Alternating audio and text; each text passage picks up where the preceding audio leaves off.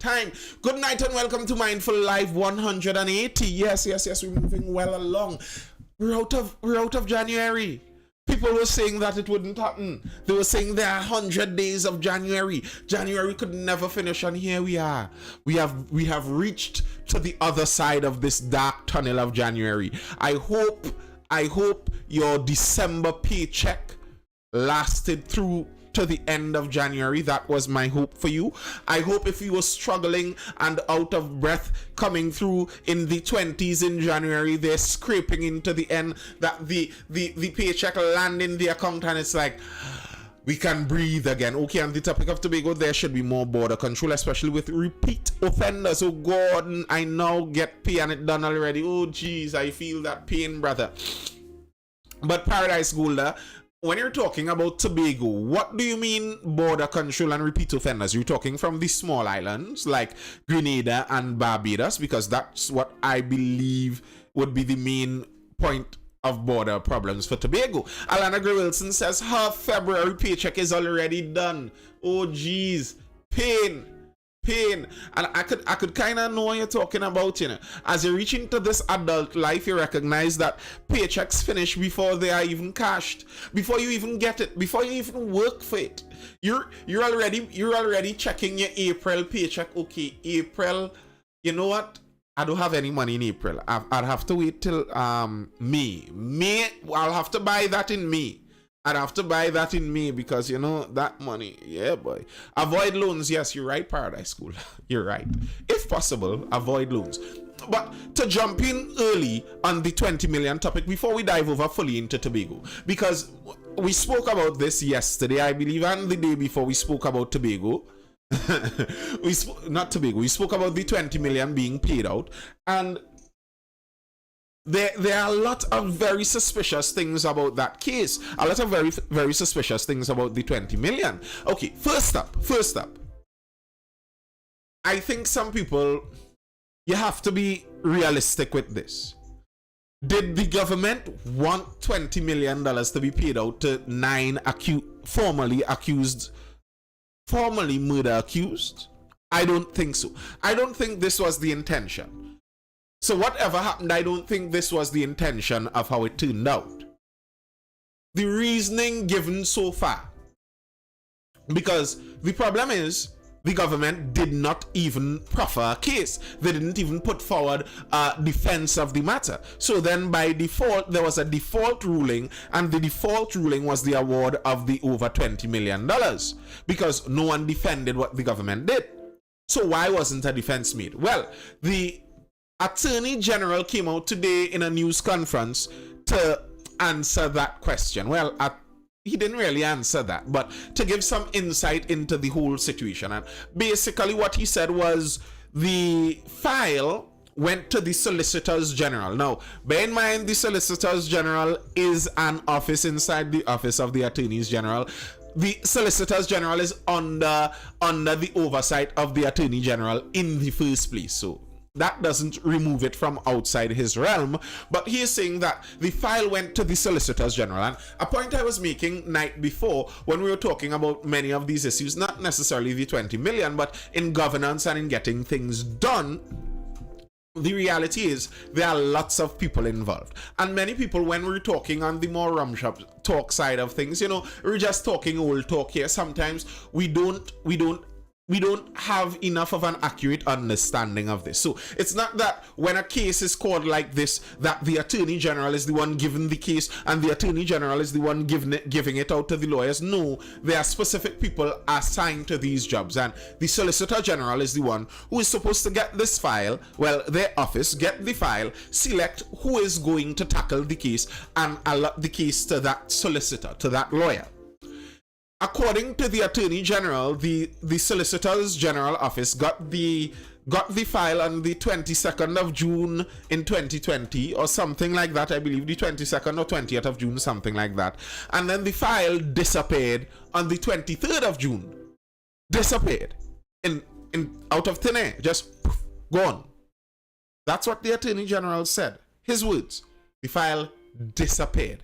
According to him, the Office of the Attorney General only saw this file again was it Sunday or something like that, when the acting Attorney General, then Mr. Stuart Young, went to the courts to have them, as it were, reissue the file. The courts would obviously still have those files on record, so the courts would have it, and he went to the court and got the file. And that's when the Office of the Attorney General saw that file. According to the current Attorney General, he is saying the file went to the Office of the Solicitor General and disappeared. Now, in his press conference, he did not offer much more than that, because he's saying it's now under investigation. Almost all of the questions to be asked about this whole thing would be covered under the investigation piece. So like, okay, how does a whole file disappear? Well, they will say it's being investigated. Who is responsible for that file? Well, they will say it's being investigated. You understand, like, there are few conclusions that could be drawn about something like this when they're saying that they are investigating the situation. And at least the tone and tenor that the Attorney General said, he made sure to mention in his press conference the fact that the case was challenged by a former Attorney General, and he made that note, which is an interesting note. Now, on the government side, if this is a government direct fault, how would they have done this? What would they have done for this to be the government direct fault? I'm not talking incompetence. I'm meaning, if the government wanted to do this, what would they do? Get the Office of the Solicitor General to throw away the file and then have one of those people take the fall for it? I doubt it. So, in a case like this, if you're saying the file disappeared, is the suggestion here that somebody within the legal defense ranks was able to convince somebody within the Solicitor General's office to misplace a whole legal file? Like, something like this. I'm wondering, how did anyone think this was going to be concluded? This is the Vindra Naipol kidnapping and murder case. This is a case that has grasped the attention of Trinidad and Tobago for the better part of nearly 2 decades. Obviously, the conclusion of this case isn't going to be something just swept under the rug. So if you were the person to disappear the Solicitor General's file, then you would be doing that at great personal risk. Good night, HB Nikki Groupie. So, this whole case, a lot of this, and the opposition is calling somebody got paid to hide that file. Unfortunately, there's politics in everything. I don't doubt there's politics in everything, and I don't doubt somebody could have been paid to hide the file. But where it is presently at, where the opposition is trying to stir this up as heated as they can, the government is trying to bring the temperature down to this as cool as they can. And we're here looking at the evidence and trying to make of it what we can. The thing is, there's no conclusion that can be drawn on this. All we know, 20 million being paid out to formerly murder accused. That's what we know. According to the Attorney General, and this was a question I was asking about the malicious prosecution. He is saying that the defense for the malicious prosecution is a no-brainer. It's an easy thing, because some of the men who were prosecuted among the same group reached to the Privy Council, and at the Privy Council they were told the case made an about turn after the death of senior name calling there. I always remember, whenever I'm talking about anything in this country, I always remember that one of our top, if not the top prosecutor in this country, was murdered, and that was that. Like, that's something straight out of Colombian drug cartel kind of shows. Like, always remember that. If I get the feeling like me sitting here on the internet, I'm out of reach, I could allow my mouth to say whatever I want. Just remember, a senior prosecutor in this country was murdered. Normal. Anyway, the conclusions that the public could draw from this, aren't easy to draw. What the Attorney General was saying was that several members who were charged along with the same group reached to the Privy Council, and the case showed that there was good grounds to prosecute them, good grounds to charge them, good grounds to arrest them, etc., etc., etc. So from the level of the Privy Council, there's already a case to be made here. So he is saying the idea of malicious prosecution does not even fit in and make sense with this case. That's what he's saying. He's saying he's yet to be advised, so maybe there might be an appeal of this. There might be an appeal where the men still may not get that 20 million shared up. They might not get any of it.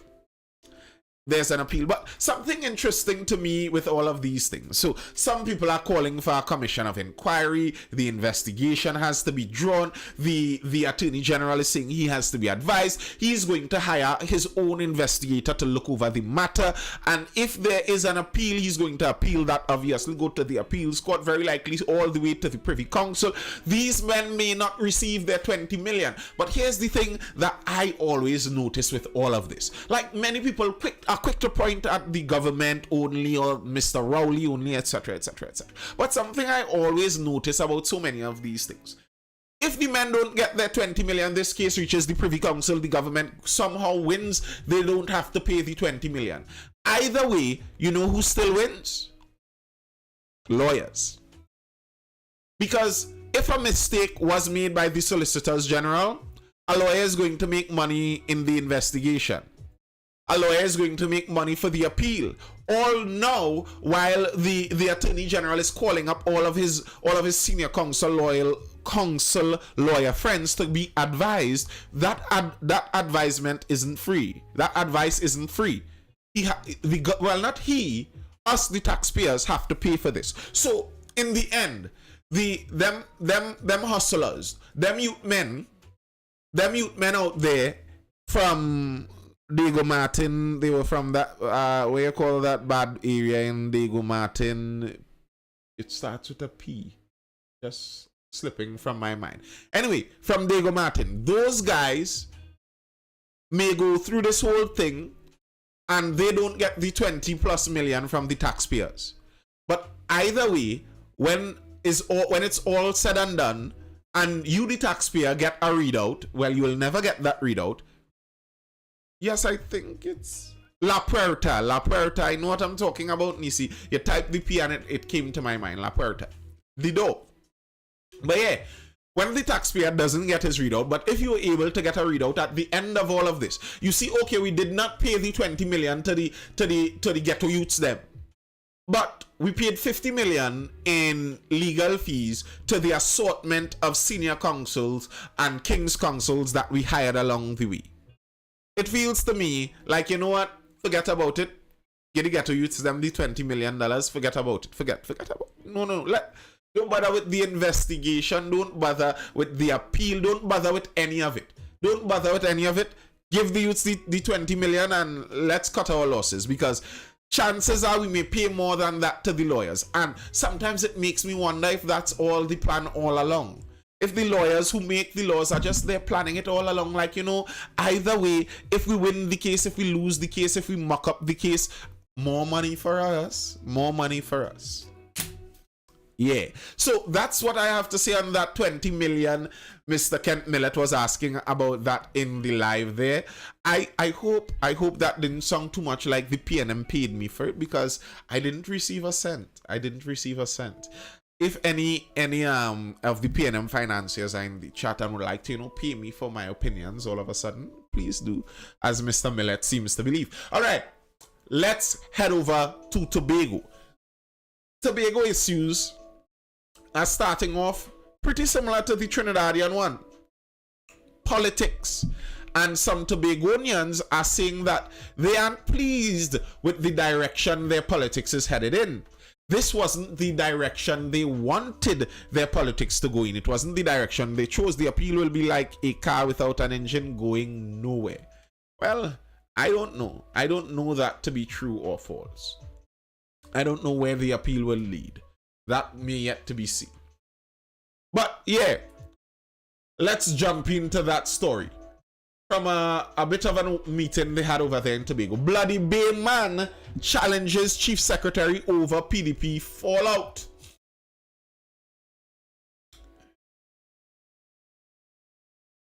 A Bloody Bay man on Tuesday sought to challenge Chief Secretary Farley Augustine over the fallout between Progressive Democratic Patriots, Watson Duke, and THA executive during an executive council town hall meeting at Palatuve multipurpose facility. The THA executive resigned. We know that they resigned from their party. Farley under the guidance of Rowley.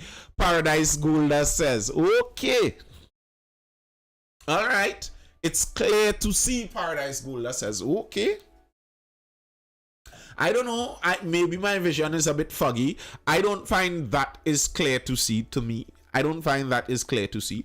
I think Mr. Farley is under his own guidance. He is making his own path. I don't think it's necessarily the best path. I do think that something that gave the Tobagonian population an unfair deal happened there. I do think so. But I think that Mr. Farley could have never saddled in that party. Mr. Farley could have never saddled in that party with Mr. Duke. Both of them could have never gone along down that road together. It was not going to work. I don't think Mr. Duke would be able to be in any group where he isn't the leader. I don't think that's a possible working out for Mr. Duke's personality. I don't know if I don't know what evidence anyone has or what kind of behavior anyone sees to say that the behavior of Mr. Farley is going along with is taking the guidance from Rowley. I think that's a PDP talking point. It doesn't actually make political sense. It doesn't make political sense. For Mr. Farley, there's no political benefit to him going towards the PNM. Or at least from the PNM side, there's no political benefit to them taking Mr. Farley. Mr. Farley isn't someone who seems like he commands... He isn't someone who, to me, seems like he commands a lot of support from the people of Tobago. He doesn't seem like a powerful personality where if the PNM were to adopt Mr. Farley, they would be able to take a lot of voters over to their side with Mr. Farley. I don't think so. So I don't think the PNM has any benefit from working along with Farley in terms of bringing him into their service like that. I don't know that I see that. I think the PNM would be very happy with Mr. Farley right now, though, because he is sowing division in the party that was leading the THA. Like, if I am a PNM politician, oh, okay, you're separating PNM from Rowley. Okay, understood. But if I was a PNM politician, I'd be elated at what is going on right now with the THA and the PDP. That is setting up that for a situation where the next election comes and PNM wins and PNM doesn't lose again for another 30 years or something like that. What the PDP and Mr. Farley are doing is setting up the PNM for a next 30-year stretch of governance in Tobago. That's what they're setting up for. At least from the way I see it. During the open forum on Tuesday, Roald Thomas told Augustine he was very upset about what was taking place in the THA. I am upset with the way the island is, so I am glad for this opportunity, he said. Thomas told the audience he had made 3 videos encouraging Tobagonians to vote for the PDP in the run-up to the THA elections. I take my money and go to the studio and make song encouraging people to vote PDP, and I hear men only wheeling that song. He said the song has resonated with the public, and up to January this year, people have been congratulating him. So the state we are in today, I feel really, really disappointed and bad. That is why I come here tonight. Thomas noted it was Duke who formed the PDP, and he real work. It was PDP Watson Duke, PDP Watson Duke. So when it start to spread out, and you, Augustine, became involved in it, all at that point, Office of the Chief Secretary Communications Director Avian Parks interrupted Thomas's contribution in an attempt to get him to address his specific concern. But Augustine allowed him to continue, but warned that it was not a political meeting. Ricardo says Rowley for a long call election. Now, call election for what? Dr. Rowley, as far as I know, fell briefly ill in some panyard or something like that. He isn't passed, so there's no need to call it like that. And if he is still able to contest the election, what are we going to call an election now for? Like, when the UNC keeps saying call an election, I'm like, why do you just want the country to waste money? We know you're going to lose it again. Good night. Good night, good night, moisture appreciator. Yeah, but like, why are you calling for elections? We know what's going to happen. You're going to lose again. It's the same setup the UNC has when they lost all the elections before. What makes them believe that with the same setup that they keep losing the elections with, that somehow they're going to win the next election? And like, to me, that setup to win the next election, would be hopeful if you saw a tendency that the UNC was attracting more of the youthful vote. So over the last couple of years, some people turned 18 that weren't 18 before, and they'll be able to vote anew. Do you think more of the people that just turned 18 would want to vote for Mrs. Kamala Prasad-Bisesa, who refuses to leave the post of political leader of the UNC after losing election after election after election? Do you think she appeals more or less to young people? Like, call election for what? To lose again? For the PNM to re-up their mandate? Like, why would we do that? Let's wait till 2025, like good reasonable people, and see what happens then. So Augustine was letting the man know that it was not a political meeting. So, you know, he has to be careful what he's saying. Now, the thing is, that's not true, because politics refers to the affairs of the polity, the people. So if the THA, the Tobago House of Assembly, the governing body of Tobago, is having a meeting where the people of Tobago are coming to speak to the governing body of Tobago about issues concerning the people of Tobago, by very definition, that is a political meeting. You all are speaking of politics. You all are speaking about issues about the governing and the management of the people. So it is politics. Don't attempt to browbeat the man and make it seem like he's raising something so out of the way. Mr. Augustine said, we are allowing you to finish, but the truth is, this is not a political party meeting. This is really a whole of THA. That is why the THA is here and the administrators are here. And in all fairness to them, I wouldn't want them to be a part of a discussion that treats specifically with a political party. This is high-class gaslighting. I don't know how many of you are very familiar with what gaslighting means. Gaslighting means you're lying to me. You're trying to make me think I'm crazy for believing what I believe. To say that the THA meeting here is not a political party meeting, you know, it's a whole of the THA meeting. While all of the members of the THA are all members of this, well, former members of this one political party that all left that one political party. That is exactly the issue the man is raising. All the members of the THA are exactly the people that the man is referring to. Don't make it seem like he's referring to some other set group of people who would not be there in the THA meeting. The THA administration and government is literally who he's referring to. All of you folks in the THA sitting there were part of a party that I campaigned for. And I got people to vote for that party because I believed in that party and the leader of that party. A year into you winning that election that I helped you win, you left the party that I believe in under the leadership of the leader I believe in, and you're saying now you are independent. I don't know what your independent stand is for. I don't know who leads your independent group really and truly. And that is what the man is talking about. To try to make it seem like, you know, this is some kind of THA issue. Let's not, one has nothing to do with the other. Like, no, you're mama guying the man. Of course it has something to do with the other. Thomas, in response, cited the advertisement for the town meeting, which had urged people to come out. But Augustine replied, the Tobago House of Assembly wants to hear from you, not PDP, the THA.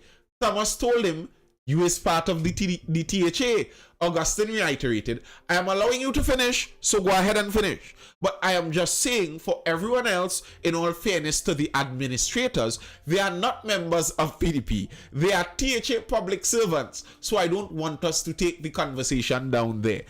The man has a problem with you not being members of the PDP. That's the exact issue he's raising. Why aren't you members of the PDP anymore? Because you were members of the PDP when you entered into governance. Like, that's not a very difficult thing to understand. But the man eventually left kind of frustrated from how they quoted the entire encounter. And if I were to take that as a temperature check for Tobago, I would say that Mr. Farley Augustine is not on a good track. He and his independents are not on. I think if they make a mistake, like if there was a red button they could have pressed for election in Tobago, and somebody made a mistake and pressed that button, and oh shucks, we pressed the button by mistake. I think the group of independents currently running the THA will not receive one seat. That's my prediction. They will not receive one seat.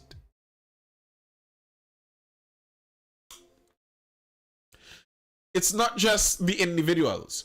Business stakeholders want meeting with THA. Tobago business stakeholders are calling for an urgent meeting with THA executive to discuss the way forward because they are still experiencing the effects of the COVID-19 pandemic. They are asking for a meeting with the THA. They're saying that a lot of the downturn of the economy during that time, they haven't been able to bounce back from it yet. And the THA, they aren't seeing enough measures. What's changed? What do you mean change? What change are you talking about? I'm not sure what change you're talking about there. If you mean change inside of the running of the THA as adverse to the PNM versus the PDP, I don't know what changed. But that's kind of what I always talk about. People who look at enough of my life should be very, very accustomed hearing me talking about this, where so often we somehow get convinced that any random new person, any random new political party is obviously just going to be better than what it had before. Like, even we don't have to even consider whether what their policies might be. But any random political party is just going to be better than who was there. You know, UNC and PNM is so bad. If we just go down the road and pick up a random dog from the side of the road, they would govern Trinidad and Tobago better. That's not actually true. That's not how those things work. I remember speaking at length about the French Revolution. Was that at the start of this year I spoke about that, or was that in December? I can't remember when exactly. And revolution after revolution has shown that the French Revolution overthrew the French monarchy, which was abusive, yes. They were taking advantage of the citizens, yes. True, very correct. Very true. The French monarchy was horrible, but then they replaced them by murderous psychopaths who were chopping off people's heads in the French streets on a daily basis. They chopped off so many heads, eventually they chopped off each other's heads. That's like literally it. Literally it. Dog eat dog and the last dog eat himself kind of thing. That's what the revolution created. So the idea that anything else would be better, well, Tobago is seeing that's not necessarily true.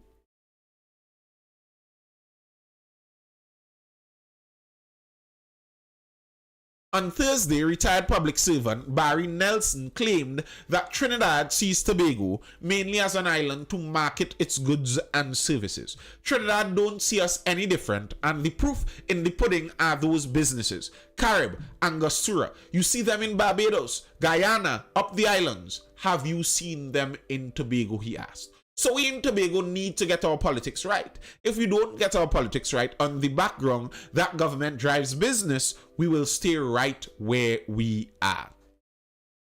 I understand what he's saying, but Tobago suffers a problem. Tobago suffers a problem where a similar problem to Trinidad, if we're being fair, but they have it at a little different spike. The Tobago House of Assembly is by far the biggest employer in Tobago. if the Tobago House of Assembly gives people stable, easy-paying jobs, maybe not high-paying, but easy-paying jobs, we know how public sector government jobs go. How do you expect businesses to enter your market and get reliable workers?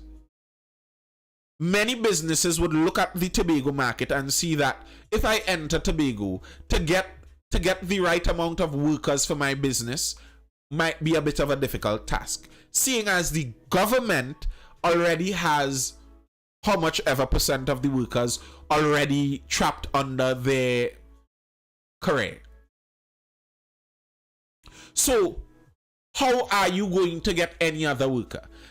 Maybe part of what needed to happen is the THA had to pull back from being the biggest employer of everyone else. But then here's the problem. If the THA stopped employing everyone in Tobago like that, how many Tobagonians are going to complain? Look, the THA, they changed the THA and they fire all our we can't get work now. How are we supposed to find work? Well, actually the government isn't technically supposed to be your employer. In the conversation I had, the conversation I released today, I had a conversation with the CEO of the TTMA, Trinidad and Tobago Manufacturers Association. It is on my YouTube channel, Nathan Springer, over there on YouTube. We are talking about that. The nature of the government. The government is supposed to be a facilitator. So the government is supposed to facilitate the businesses to enter the country, facilitate the citizens to become employees of the business. But our government doesn't facilitate the interaction of the business with the employees. No, they become the business and hire the employees themselves. And that's a very tough place for a government to be. And THA has found themselves mired and locked into that position. I am not sure how they are going to get out of that position. It's difficult. It's difficult. You have to encourage the investment to come in, but at the same time, you have to distance yourself from the employment market. Good luck doing that. Here's an interesting thing on that note about how much the Tobago House of Assembly helps everyone around. Tourism agency pays $2 million electricity bill for 5 hotels. The Tobago House of the Tobago Tourism Agency Limited has paid more than $2 million to TNTech for outstanding electricity bills owed by 5 hotels on the island. Wait, there was something I wanted to read from that previous article also. Just a little note of how Tobago is running. So, they had there one of the representatives from the Tobago House of Assembly. She said, we do not have all the money that we want. We cannot hire every person under the Tobago House of Assembly if we want development. She said, out of the $24 million her division received for development, $23,600,000 was for wages.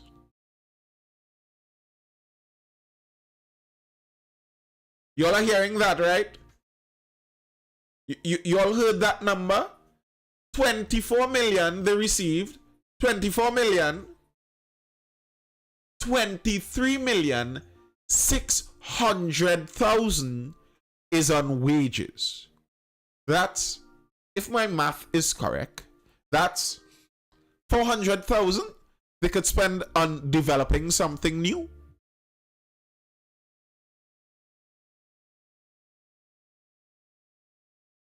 And then you would be surprised that Tobago doesn't see any kind of economic development. Well, here's what.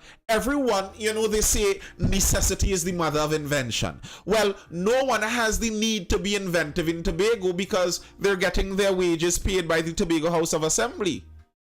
And evidently, the work done by the THA isn't of much economic significance because they aren't making back much money off of that.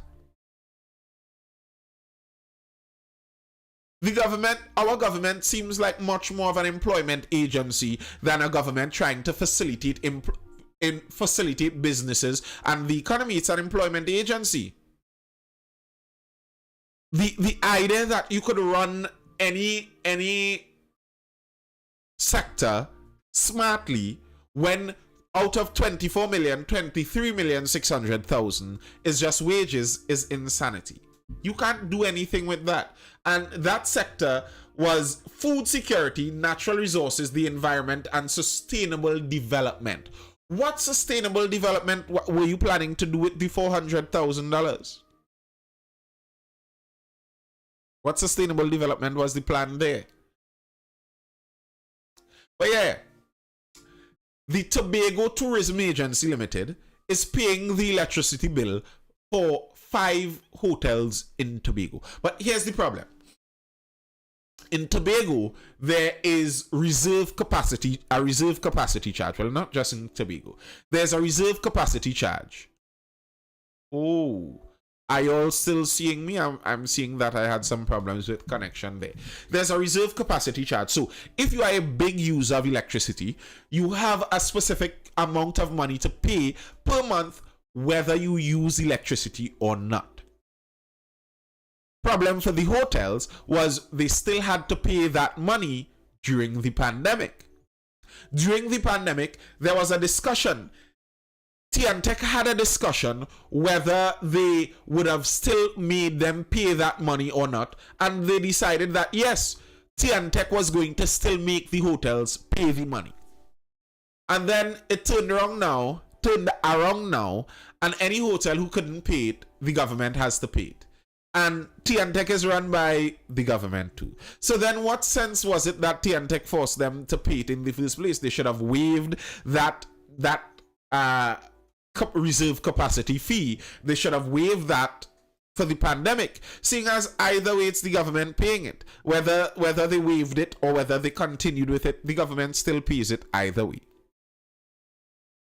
But the Tobago opposition, the minority leader, asked a very interesting question, because he was saying that in Tobago, they boasted that during the October Carnival, the hotel industry and Tobago made $300 million. So he was asking, if so much money was made, how come the government still had to pay those electricity bills? And to me, I think this raises a good question. The Tobago House of Assembly Chief Secretary, he basically said that yes, it was the carnival alone they made the money for. This bill was for the entire pandemic period. But nonetheless, I think before the government goes paying those bills, I would like to see a readout of those hotels' books. Because if those hotels ran a profit for the year, how are you going to still be paying their bills? How is that reasonable? How are you paying their bills if they ran a profit? And I think the setup of this is the setup we saw, for example, over in the United States when their banks were scheming them and the government bailed out the banks, and they said that the banks were too big to fail. Because in Tobago being a tourism island, if the hotel closes down, they're saying that's going to harm the entirety of our economy. So these hotels are too big to fail, so we must bail them out even in their electricity bills. I am kind of the opinion, if someone cannot run their business according to their business model, then their business model is not a good one, and maybe they should fail. What happened if you had a smaller bed and breakfast and you couldn't pay a bill during the period of time? Do you think that you could appeal to the government to pay out your bills? Like, I always wonder about this. I understand the premise that the government is there to safeguard the economy, and they're trying for the economy not to take any serious shocks. So the closure of one of the largest hotels on the island would be a problem. I understand that. But is it so much of a problem that the government would join forces with a private company, pay out for the private company while the private company still rakes in their profits? Like, where does that end? I am more of the view, let it feel. I am much more of the view, let it feel.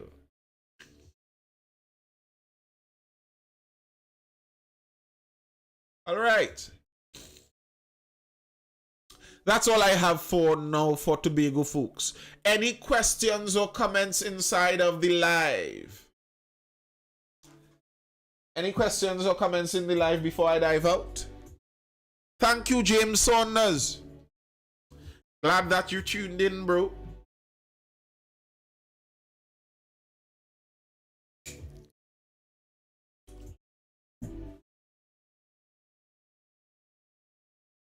It won't feel someone with money would buy it.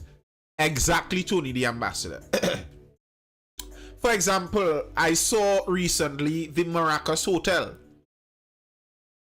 that has been abandoned and derelict now for years. Do you know that someone recently purchased it and they're going to renovate it? That's the cycle of business. You're incapable of running the business. Well, it's going to close down and somebody else will buy it and run it better. That's the cycle of business. That is the cycle of business. Just on that note, it will be very interesting to see that Maracas Hotel back up and running. I think those guys are going to make a serious profit out there in Maracas. Because Maracas Beach had a significant nightlife presence until security issues. So if the presence of a hotel increases the presence of security in that area, I think they are going to make on that Maracas Hotel. But yeah, if one isn't able to maintain the hotel, let it close. Someone else will buy it. All right, folks. If they I now see Ria looking to jump in the live. Of course, Ria is jumping in at this hour. But yeah, I posted today my latest in the Mindful Conversation series. I'm really enjoying this series. We'll see who would be the next conversation.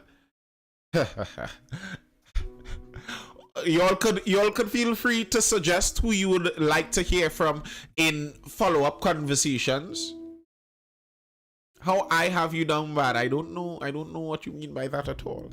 But yes, I posted a conversation with, as I was saying, the Chief Executive Officer of the Trinidad and Tobago Manufacturers Association. He's also on the board of the National Entrepreneurship Development Company Limited. So if you are into that whole entrepreneurial life, want to start a business, have a business, starting a business, anything to do with that kind of stuff, Nisi, I have already put in the request. We'll see how that goes, but who knows? I would like that too, Nisi. I'd like that too. But yeah, I want to talk with Imbut. You're asking for some big guys out there. We'll see how that goes. I don't mind. I would love to. I'd have a conversation with just about anyone. So yeah. I found Tony the Ambassador, I think that's the right word, insightful. I found that conversation very insightful too. And I think that conversation would be very helpful to a lot of people. So if you are into that whole business stuff, jump in. Tuco and NCC killing Dimash Gra by not having Monarch finals on Carnival Sunday. Your opinion? My opinion is that there is too much political involvement in the whole carnival system. I would like to see that thing run on its own merit. Everyone in Trinidad is convinced that there's a lot of merit to it. I'd like to see it run on its own merit, where the organizations in charge of the Dimash Gra are paid by how well the Dimash Gra does. But they are not. Those guys in Tuco and NCC, they're making money. Dimash Gra could be rubbish every year in and out, and they're making the same money either way. I don't want that. Let's divorce that. Let's get it private. And okay, you might say it's killing Dimash Gra, and I could understand that, and there may be some sentimental value to it. But what is the cost of keeping it alive? If the cost of it is the government continuing to pay for a whole lot of people to be millionaires while they're doing nothing of value for the country, then no thank you.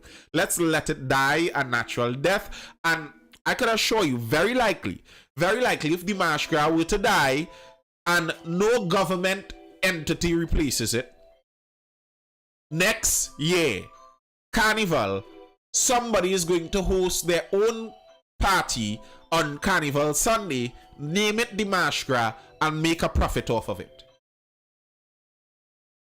That's what's going to happen. And I would prefer that. Like, bro, get some private promoter to host the Mashgra, make it profitable, make the quality of the event higher, and that's what will make it survive on through time.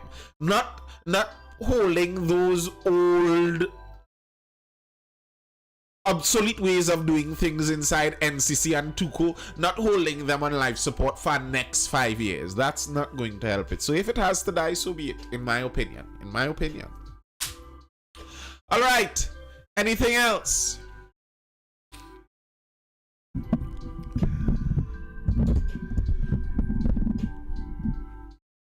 Yep. So as per usual, this was all brought to you by Mindful and Education, Mindful with 2 L's _ education. If you're looking for us over on Instagram, that's the educational institution that I run. We offer learning pods, which are homeschool style education for children from the stages of preschool straight up to CXC. We also offer private tutoring for most CXC and CAPE subjects. If you are interested in any of that, be sure to hit us up. But that's all I have for tonight, folks. I will see you again tomorrow night for the next Mindful Live, which is going to be Thursday. And on Thursday, the Mindful Lives are on Thursday Talks, where everyone could jump, well, not everyone, but we could jump in and talk to each other. You know, you join the live. There isn't any direct topic that we talk about on a Thursday. Whatever is the conversation in the live, whatever is the comment, whatever is the question, that's what we discuss. So if that sounds interesting to you, be sure to tune in for the next Mindful Live tomorrow, Thursday, around 9:30 p.m. Thursday Talks. Until then, people, peace out. I will see you tomorrow. Laters. Peace. Keep safe.